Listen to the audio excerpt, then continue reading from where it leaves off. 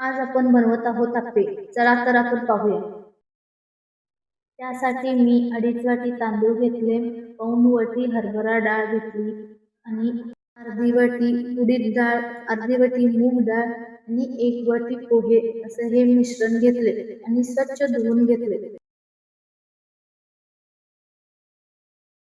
आणखी एकदा हे मिश्रण स्वच्छ धुवून घेतले आणि हे मिश्रण 5 तासासाठी तसेच ठेवून दिले.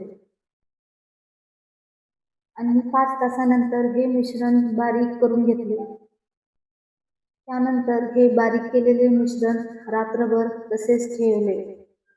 त्यानंतर सकाळी त्या मिश्रणातील थोडे पीठ एका पातेल्यामध्ये काढून घेतले व त्यामध्ये बारीक चिरलेला कांदा, कोथिंबीर चवीनुसार मीठ टाकून घेतले.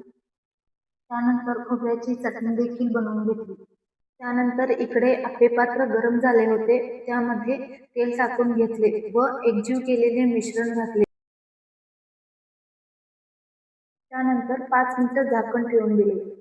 5 मिनिटांनी ते झाकण काढून दुसऱ्या बाजूने पूर्णपणे चांगले भाजून घ्यायचे.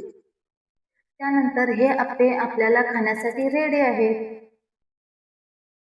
तुम्हाला हा व्हिडिओ कसा वाटला? लाईक, शेअर अँड सबस्क्राईब नक्की करा.